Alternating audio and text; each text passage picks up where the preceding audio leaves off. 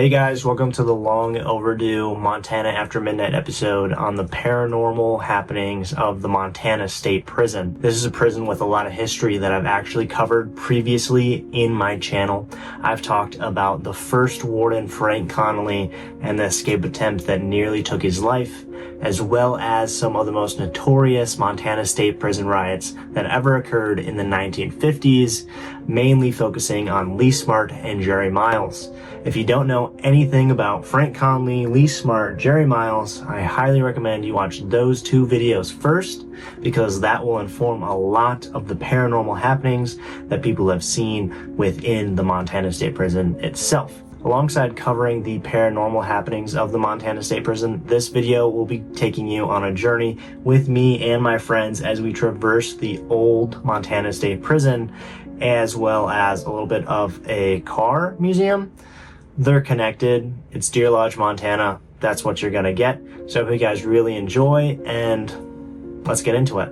So a few months ago, I went on a trip with a bunch of my friends to the very haunted Montana State Prison. This was brought on by a random visit that I took to Big Fork, Montana, where I went to the Garden Bar drinking with my sister and a couple of our friends, when one of my friends' mom actually said that she had a paranormal encounter within the prison doing one of the haunted tours. Apparently, her youngest daughter got a huge scratch mark on the back of her back during their visit, and that creeped them out so much that they had to leave. Now, this is super typical for any scary ghost story that you'll ever hear, that people are getting scratched or pushed, which will come up again later in this story, but that is what set us off on this journey. And as I'm driving to the Montana State Prison, I'm telling all of my friends this, and they're getting super amped, excited to see what happens when we go on our visit through the prison. Like I briefly mentioned a moment ago, the Montana State Prison is actually connected to a huge auto museum that was super cool and a couple of my friends were really into. I was just antsy to get into the content of this video and get into the prison and see all the historic locations that I'd been learning about. At this point in time, I was learning about Frank Connolly and the escape attempt that nearly killed him. And I wasn't quite on the fact that the riots had occurred. That was a video planned in the future that I had done no research for, so I was just ready to learn about Frank Connolly, the warden that was selected right as Montana became a state, as it transitioned from a frontier into an actual state within the United States. Shout out to USA. The car museum was actually pretty cool. There was a lot of classics and a couple random super new cars. But what was most fascinating to me was the fact that they had a taxidermied African lion. At least I believe it was African. It could have been an Indian lion, but I believe it was an African lion, which is super random, but 2 thumbs up for me. But as my friends slowly meandered outside of the car section of this museum, I was getting antsy to go through the big gate of the Montana State Prison.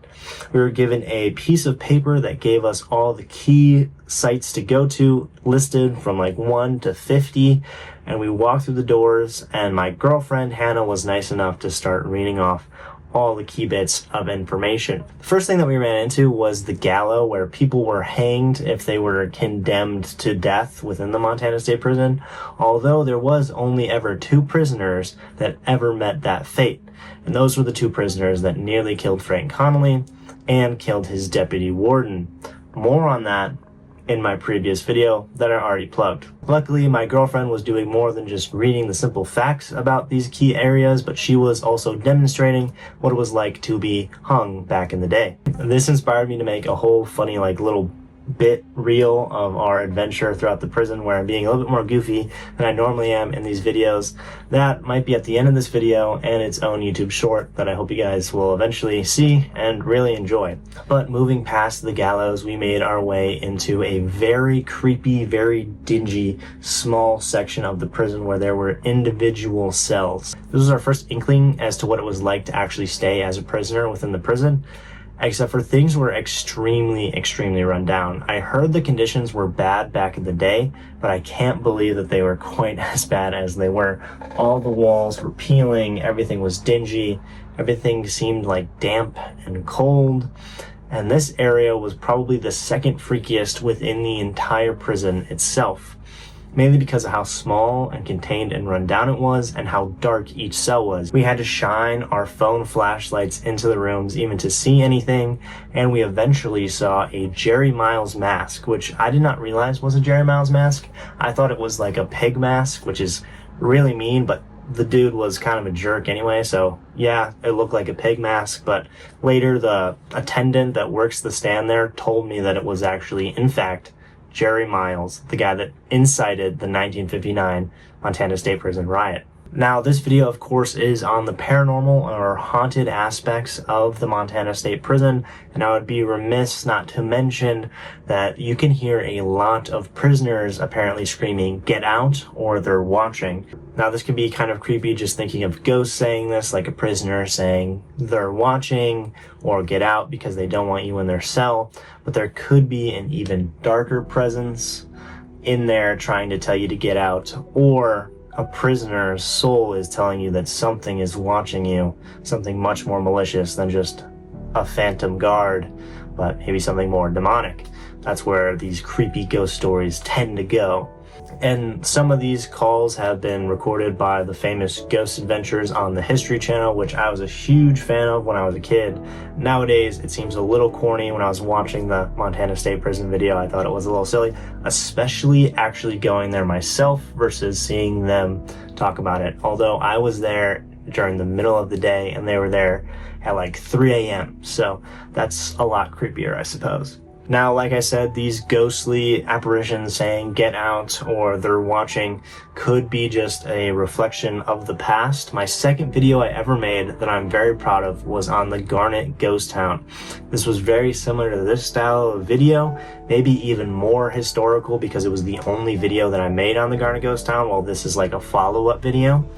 But the Garnet Ghost Town has a saloon where you apparently can still hear a honky-tonk theme coming from, especially in the middle of the winter when not a soul is there. Just like how in the prison you can still hear prisoners and guards giving orders or talking to each other. Now is probably a good time to highlight that the Montana State Prison actually offers nighttime stays where you pretend to be a prisoner, or you can have a nighttime tour where you get ghost detecting equipment and you can hunt for the ghosts of the prisoners of the past. And like I mentioned, the Ghost Adventures did eventually visit the prison, although they spent a lot of their time focusing on the 2 prisoners that were put to death in the prison after trying to kill Frank Connolly. After we were in those pretty creepy, small, damp, cold cells with the Jerry Miles mask, we moved on to a more friendly area. It was the office of the old Montana State Prison. What I didn't realize at the time was that Ted Ruthie was murdered in his office in the building that I was standing in. Because I was focusing on the Frank Connolly older history of the prison, I hadn't got to the point where Ted Ruthie was unfortunately murdered in the riot of 1959. Although I will say I did get a lot of awesome pictures of the prisoners that attempted to escape and kill Frank Connolly. That was awesome because I couldn't even find those pictures very well on the internet. Although in the prison they had the actual mugshots of these prisoners. Pretty classic historic information that I really appreciated. Past the office was the dentist area, which was probably the creepiest non-paranormal part of the prison. It was just really scary to look at. Kind of looked like something out of American Horror Story or Call of Duty Zombies if you're a little bit of a gamer like me. But I digress. I think we're very fortunate to have modern dentistry as opposed to whatever the heck they were going through, because it literally looked horrifying. Also in this area, I did try to prank my friends. Don't worry, I didn't waste the opportunity of being in a haunted prison and not prank my friends. I would definitely die in a horror movie, but that's besides the point. I did try to prank them, it just fell really flat. Moving forward, we went to the outside again of the prison and we saw the cell tower where the bazooka hit. Now, I don't know about you, but I imagined some pretty major damage when I heard that they launched a bazooka at the prison during the 1959 riot. But when actually looking at the damage in the tower, it looked like yay-ish big. Probably much bigger once you're up close, but from a distance it didn't look too impressive, but here's what it looked like at the time. And eventually we were able to go into the cell block house that was connected to that tower, where we were able to see the iconic rows and rows of cells that you imagine from any major penitentiary, especially a really old one. Once again, showing my nerdy side, reminded me of Call of Duty, Mob of the Dead. Now, each cell wasn't made the same. Some of them had new graffiti from people that went in and disrespected the history. Other cells had actual carvings from when prisoners were there. And then one cell in particular, I believe his name was Turkey Pete. I could be wrong about that, but that's a little side story that I think I want to make into a YouTube short. But Turkey Pete was a notorious convict who eventually went insane or got dementia and started believing that he was a turkey salesman. They've enshrined his cell to represent everything about him. But other than that, it was pretty much just set up like an abandoned prison. In between editing this video, I've been doing research with these two books that I picked up at a Barnes & Noble with a very generous gift card that I got for Christmas. And while I'm not usually a reader, I saw a fantastic Montana history section. And as this is Montana After Midnight, where we go over some creepy history in Montana, I couldn't help myself from buying a Montana Murderers book, which covers 50 crazy murders that happened around the state of Montana. And right on the cover, who do we have?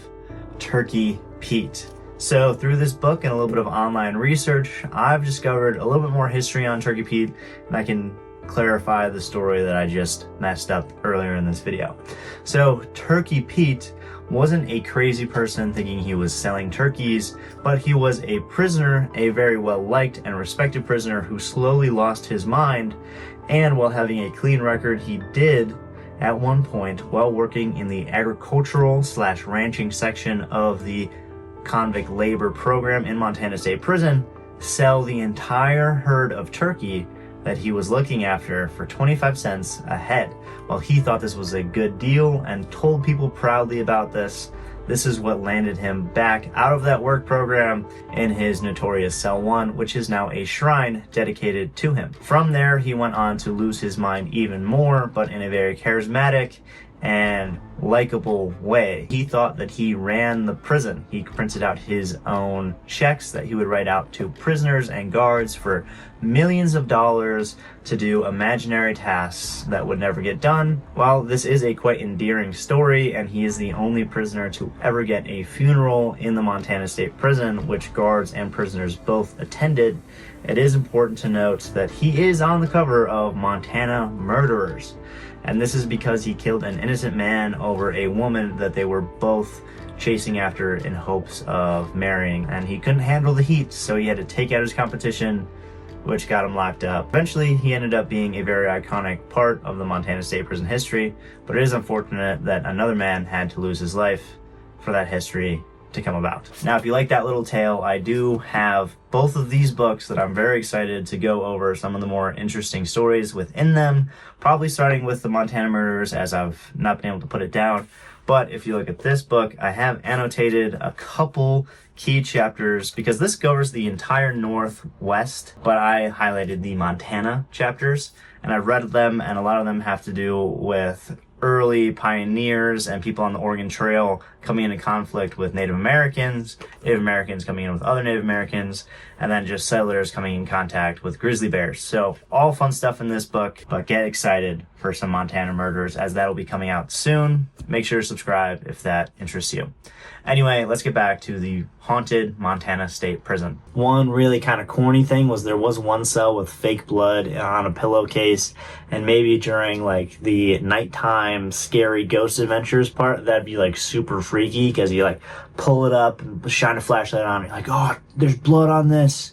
But during the middle of the day, you're like, this is red paint on a pillowcase. This is kind of silly. One thing that I noticed in the cell block that we were standing in was this huge long line of mugshots and letters that prisoners wrote about their time in the prison, mainly just hating on the US government for locking them away. Honestly, each one of them was just so hateful and just being like, absolutely hates the state of Montana, absolutely hates the United States, just like, if it wasn't for you guys, Not that they did anything wrong to get locked in prison. Connected to the cell block, but a little bit lower, was the hole, where prisoners were isolated and punished for their misdeeds. Some of the most notorious criminals that went to Montana State Prison, of course, ended up in the hole.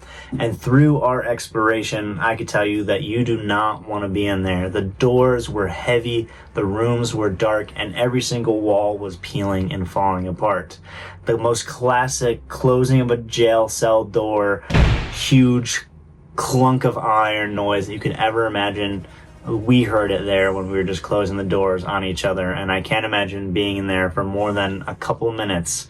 One thing I want to mention about the cell block house is that there was a lot of windows that were just busted open and empty area where birds were able to just fly through, so you could hear these birds flying inside this massive building, which birds inside of buildings is not a foreign concept. It happens a lot in different hardware stores where like birds just fly in the big doors that are always left open, but something about hearing the birds in this abandoned prison where nothing else is going on was actually pretty freaky and just a sign of how desolate this place was. It made me feel like we're in The Last of Us or something, just like an abandoned area where people just normally aren't there and the wildlife has kind of started to take over.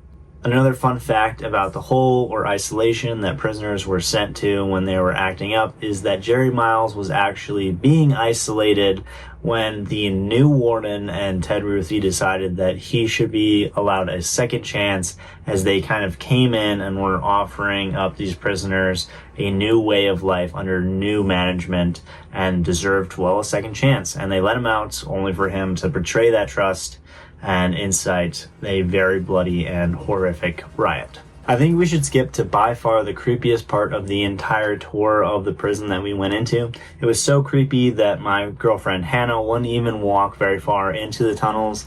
That's how freaked out she was. It is a super dingy, super dark, long, narrow tunnel that leads to peepholes that the guards would use to look in a theater or a church or the cafeteria, where they would stick their rifles halfway out if the prisoners are acting up, and these little holes in the wall that were long rectangles, you could stick your gun out and a prisoner can't run and grab it because of the way that the holes were serrated.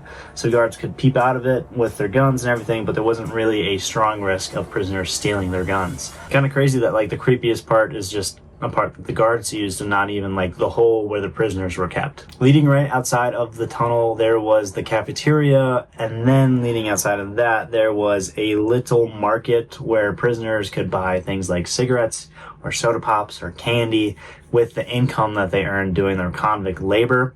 I think that these were just pretty innocuous, nothing too crazy, nothing too scary, which makes sense because this would probably be a happy area for the prisoners. Everyone likes to eat food, and especially if it's food that you're buying, probably just a normal Coke or some popcorn, or maybe even a cigarette to bring the prisoners joy. So there wasn't really any negative energy over there. The only other paranormal story that I heard from an employee at the Deer Lodge, Montana State Prison Museum was one person, a clerk working at the retail area, and also the person that would give out the tickets to people that took tours, was that one day when they were working, they were hearing barking and dog noises from inside of the prison where no dogs should be allowed.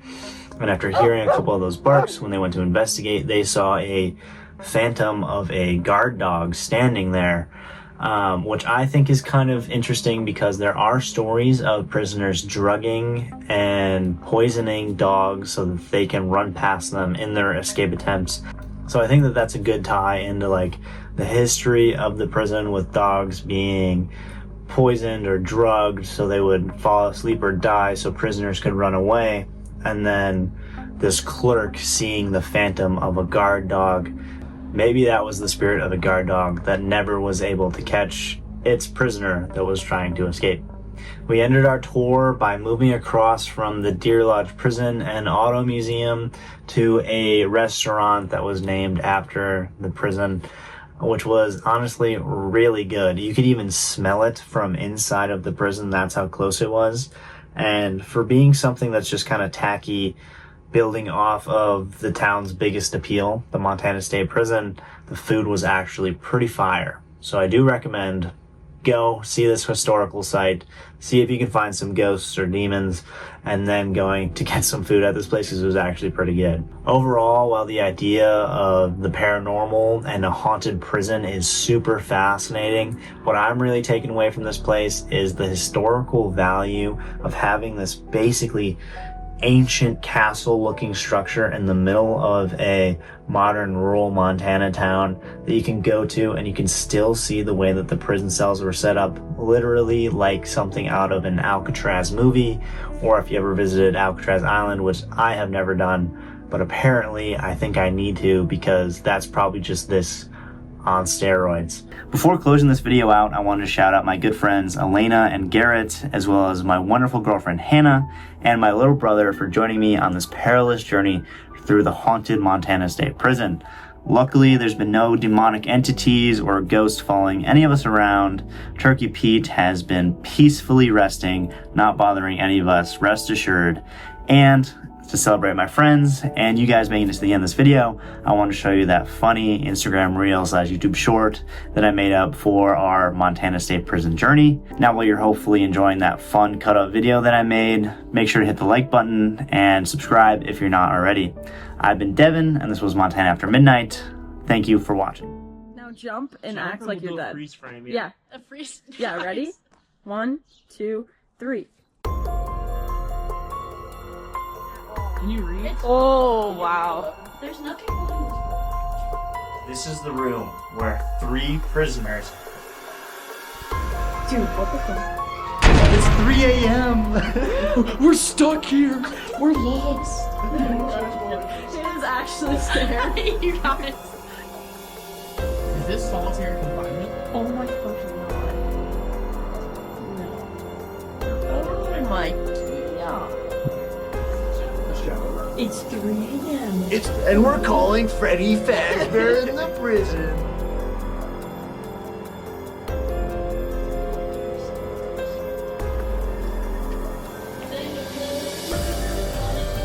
I can't breathe.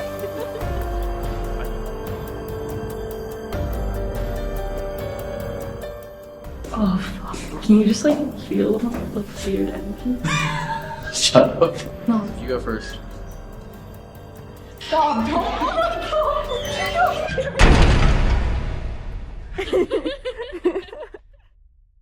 Video idea. Yeah? So there's like a cubby over here. Uh-huh. So then you get a shot of like the whole thing coming down, and then at the end, it jumps out. No.